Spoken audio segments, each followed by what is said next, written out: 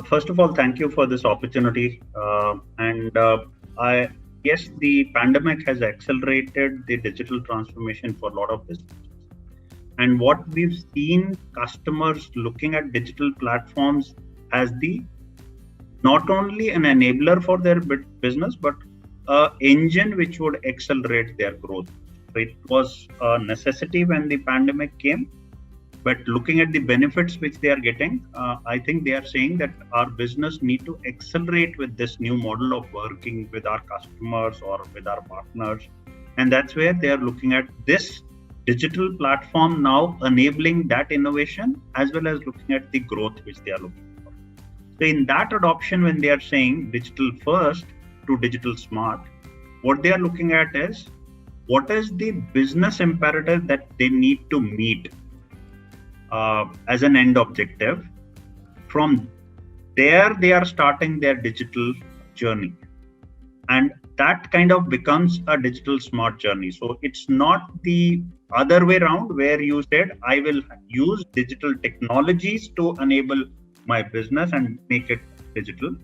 You're looking at business objectives and business growth requirements which you have.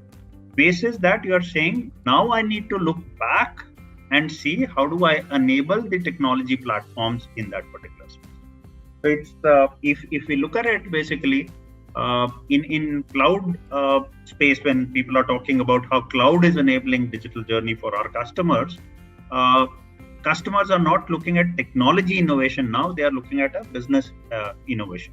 And that's what we call as the digital smart initiative, which the customers will be taking in their journey.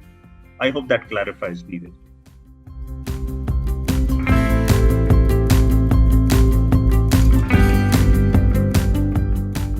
Yeah. So when the pandemic broke in, I think it was a necessity for customers to see that their businesses start working. So people started looking at adopting cloud for anything which would enable their employees or customers to consume their services or utilize their internal system. So it was more of how can I enable people who are now working from home to have access to the digital platform that has been created for our customers. So that was the first initiative which the customers looked at. And that's where you saw a surge of utilization of cloud services in form of work from home solutions. Customers started looking at virtual desktop as a service. Customers started looking at how do you make sure that the access is secure when people are accessing their environments. And that's where, as Tata Communication, we created a service offering, which was a bundle of multiple services that we have in Tata Communication, which is called as SCDX, or a secure connected digital connectivity solution experience, and that's what we created. So it included the internet access for various data centers or for various cloud services which customers were using.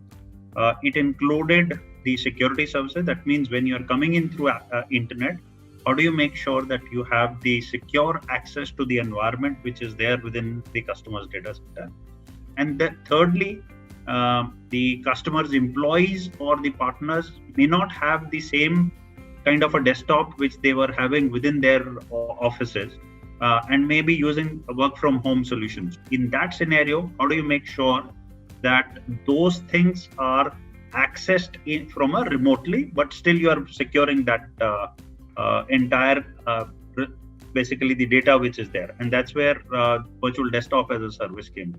So we incorporated all this, and we said one of the things when you're working from home is because you're using a broadband services or maybe a mobile services for accessing your applications, you also need to make sure that you get an accelerated experience. So one is security, but you also want an acceleration on the internet broadband services that you were doing. And that's where a subsidiary of Tata Communication came into play, and that was also included as part of the service offering for SCDX, which is NetFoundry, which is an app accelerated SD-WAN which can be created for our customers. So that's what we enabled for the customers when this started off. But as we are moving towards this becoming a normal for our customers, now customers have realized that cloud first is a right way to look at, because they've seen the benefits during the pandemic time. So now they are looking at all the greenfield new projects which they are rolling out. They are saying we would first want to see whether this workload is well suited for cloud or not. If it doesn't work, and if there is some regulatory requirement and or other something else, then they look at whether they should deploy it within their data center. So that's one shift that we have seen. Some of the customers have also accelerated their migrations from their data center to the cloud. They've seen the benefits of cloud, the agility it brings in, the scalability that you get, the kind of ease that you have. Obviously, when they are looking at it, they are also looking at that they are not only consuming the cloud or platform services, but they also have a partner who's helping them in that migration journey, as well as the life cycle of entire this thing. Because if cloud is not managed well, it could become costly for you also. And that's where a managed services partner becomes a very important thing. And those are certain changes that we've seen customers adopting cloud. The other area is on the data analytics side. How do you create data lakes on the cloud, or the transient workloads wherever you have? How do you make sure that you get best of the cloud world and leverage and see that you integrate that with those environments? And when they are creating this environment, a unified experience across these environments, be it on the dedicated environment they have or on the cloud, which could be a public cloud or a private multi-tenanted cloud like IZO Private Cloud, that's where they are looking at a unified management and monitoring from the partner also. So these are certain changes that we have seen with customers. Moving forward, I think people will start realizing the benefits which they could get from the AI ML space on the cloud, because that's where the technology is moving on the cloud infrastructure space. And those giving benefits or reaping those benefits from those technologies is something where we see that customers would be adopting more and more from cloud.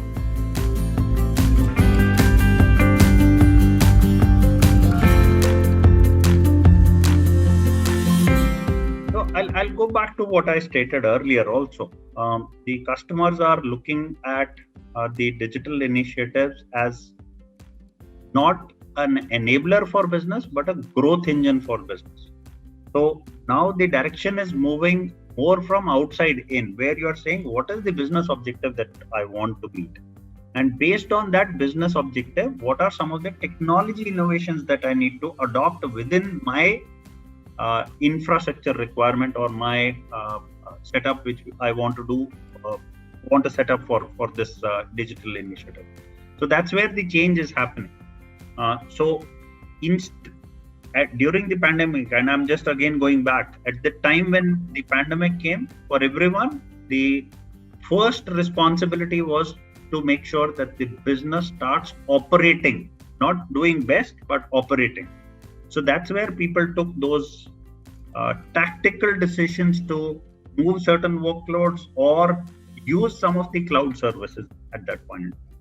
But moving forward, when they've seen benefits of the cloud adoption, what they are saying is that instead of creating a piecemeal tactical approach for a specific project, why don't I look at my digital estate and maybe work with a partner and do an assessment that what is the different kind of workloads that I have. I may have certain workloads which are still running on legacy environments, and they have to continue for some period of time. I don't know what that period of time could vary, 2 years or to 5 years or even 10 years. There are certain workloads which were virtualized within the data centers. Are those the environments which can move into the cloud as is or not? That's a benefit that I need to look at. And the trigger could be that, okay, whenever I go in for my next tech refresh, at that point in time, I do a switch over from, instead of investing into CapEx, maybe look at cloud as the viable option for those. The third thing is, if there is any new project which is coming in, can I look at the technologies which are available on the cloud, which is, let's say, containers managed through the Kubernetes engine? Can I leverage that for auto scaling? can I leverage the platform services which are available on the platforms, on the cloud environments which are available in the market space? Or can I create my services based on the function that is required by the business, and use function as a service from any of the cloud platforms, and take those and integrate those with the APIs which are available, and use that APIs to basically also interface with your partner ecosystem or the other ecosystems that you may. So those are certain things which are being done today as part of the assessment. And once you have a clarity that what is the digital estate you have and what could be your possible state if you do the migration of those workloads, there may be certain workloads which are transient in nature. Maybe the best platform for those is a hyperscaler like AWS, Azure, or Google. Okay, there would be certain workloads which would benefit from cloud technology, but do not need the kind of scalability or variance as you would know. I mean, I'm talking of enterprise applications like ERP. You know what is the kind of transient workload that you will get. It is very predictive workload. So does it give any benefit if I go to public cloud environment? Because that application is not a cloud native application as of now. So in that scenario, does it make sense for me to consider a enterprise grade private cloud, which not only gives me the flexibility of cloud and the advantages of cloud, but also make sure that my costs are not going haywire? And that's where you would do a digital footprint assessment and a plan created, which is a long-term plan and not a break-fix plan. And that's what people are doing when they are looking at this.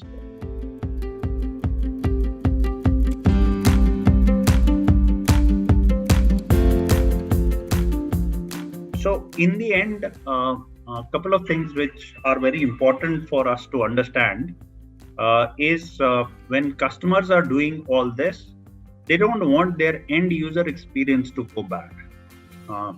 And why I'm stating that, maybe let me give a little more details there. Most of us were working in our offices, which had a very robust network. If you were within your own headquarters, and it happened so that you had your data center also within the same building, you were actually on LAN speed. Or if you were in regional headquarters or branch offices which were connected through a private network, MPLS network or the other network. So you had a definitive latency that you were getting to reach out to these applications when you were consuming these services from your own data centers. Whereas when you move to cloud, you move to the cloud with the pretext that it will be consumed through internet technologies. And that's where you may have experience going little haywire. And I'm giving you some example. Initially, when people had their Microsoft Exchange or any messaging system which they are deployed within their own data centers, when they moved to O365, initially people felt that their user experience dipped. And that's where I think an integrated network along with the cloud adoption becomes very important, that you need to have a strategy which is also incorporating how internet first is the right internet for your kind of workload that you're talking. And I'm giving you an example. Within the public cloud providers like hyperscalers, AWS, Azure, or Google, or any of the other SaaS providers also, one is you can access them through internet. The other way is they also give an access which is a private access. Like on AWS, you have direct connect. On Azure, you have direct express route ports. This is nothing but a 10 gig or a 1 gig port which you can take from these cloud service providers. But how do you take that port to your regional headquarters or the headquarters which you have, so that you have a definitive latency to reach to those cloud environments? So if you create that kind of environment, and that's what we enable with our IZO Private Connect services, where we take these ports and we take it to the last mile, thus giving a customer a definitive latency to reach even the cloud environments. So that makes that unified approach very important. This is on the network and the cloud side. The second part you stated is on the security. because you are accessing through your environment through internet, and today, the cyber threats are increasing or ever increasing, I would say. Although all the cloud providers would have actually deployed the tools and processes which may be more than what you may have deployed within your own data centers, but that's not good enough in today's world. You need to have a comprehensive security strategy also along with the cloud strategy, where you need to make sure that whatever that you're doing on the cloud environment, be it on the perimeter, be it on the application space, or be it on the data space, you have an integrated security embedded into that, and that becomes very important. And mind it, when you talk about cyber security, it is a shared responsibility, because there are areas which the provider would be responsible for, but there are areas where customers who are the end user or custodians of the data are the people who are responsible. So having that integrated approach on the security becomes very important along with the cloud which we are talking about.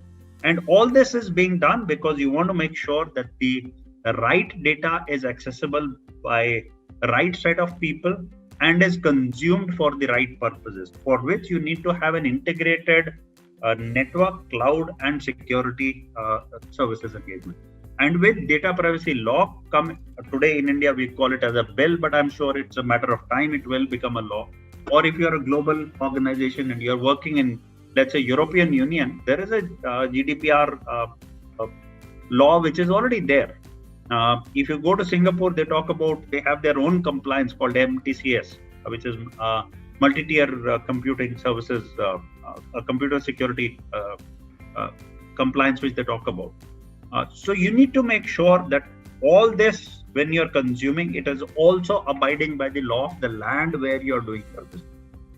And that's where data privacy also becomes very important things. All this has to be thought through. You can't think these in isolation because they are interdependent. And that's where we believe a unified approach towards network, cloud, your security, as well as making sure that the data and localization requirements are met. So those things very important when you're looking at this digital journey for yourself.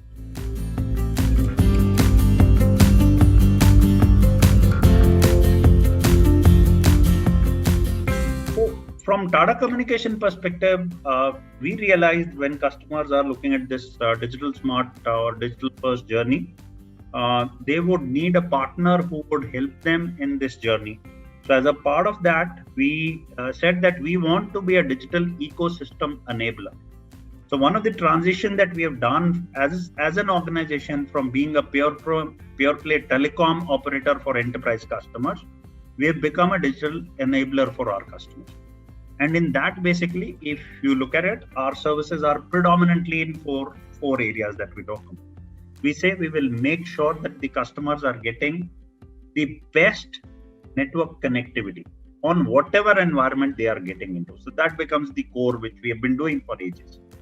But we are saying we will also modernize that with some of the capabilities which are required in today's world, where we are saying that not only it is a point-to-point or an internet access or a MPLS network, we will also make sure that we create a software-defined wide area network for our customers, or giving customers connectivity when they are consuming these cloud services with definitive latency, which is our IZO Private Connect or IZO WAN services, where we are saying look at internet as the base for accessing all your workload requirements.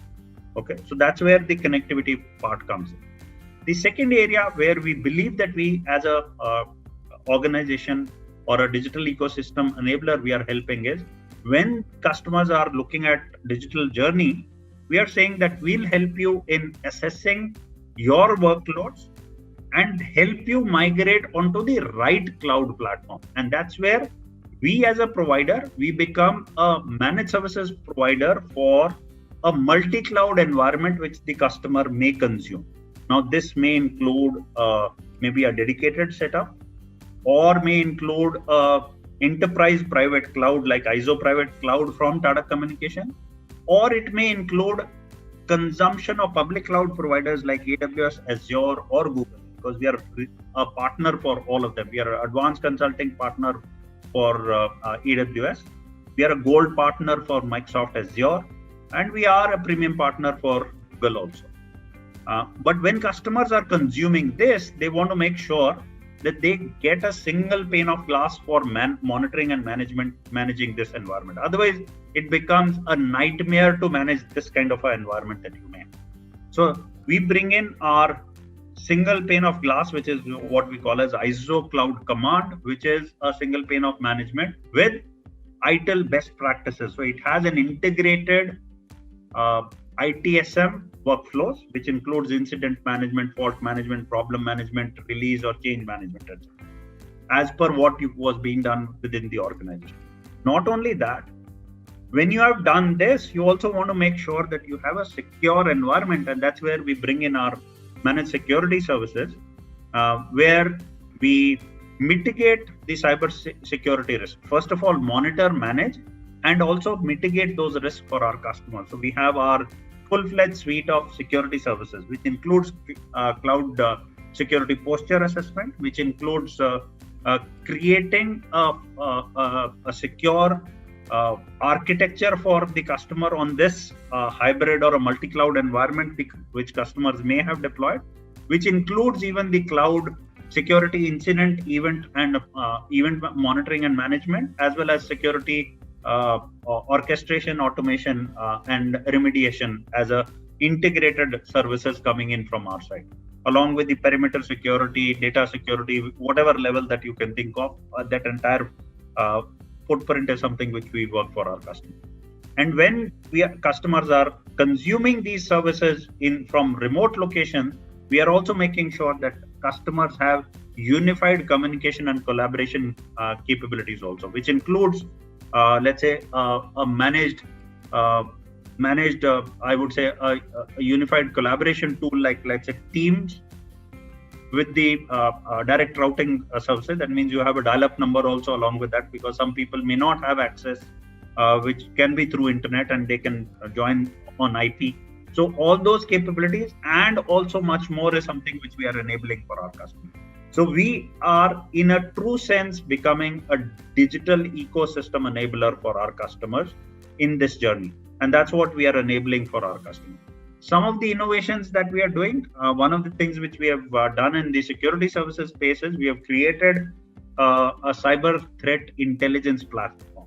We, being a global ISP with around more than 125K routers that we have deployed across the world, we get a huge amount of information. What is the kind of data which is traveling? We don't have the access to the data, but what are the cyber threats which are going on the internet is something which we are getting. On top of that, we have integrated this with our cloud-based SIM and SOAR solution, which I was talking about. And also we look at what is customer's footprint. And we also have 24 or 26 now scrubbing farms for distributed denial of attacks. Basically, for volumetric attacks, we have these so that we mitigate those risks closer to where it is coming in from. We get all this information, we correlate that information, we correlate this information with customers' footprint, what is there, and we give a threat intelligence to the customer, which could be used. And some of the inputs which are coming on this platform are also what we get from the paid sources, basically. So that's been integrated with that. So what customer gets is an intelligence on their platform. What are the cyber threats which are there? And that is something which it becomes a good starting point for customers to look at a remediation methodology. And we work in that entire journey for our customers. That's on the security side. On the other side, when customers are looking at app modernization, where they are saying, we have been using legacy applications. We had these 2-tier, 3-tier applications where you had web, your app, and then database layers. I now want to go to a cloud native world where you have application which is with microservices architecture basically deployed. So you want to leverage the best of cloud environment, and that's where you want a Kubernetes based containerized environment with certain services which can be consumed along with that, and you want to create an application which is you actually working in as a function, and how those functions are coming together to create a full-fledged application experience for our customers. The way e-commerce portals are created, those technologies are being used now by enterprises also. So we enable that app modernization for our customers by delivering the platform. So we have our ISO Kubernetes services.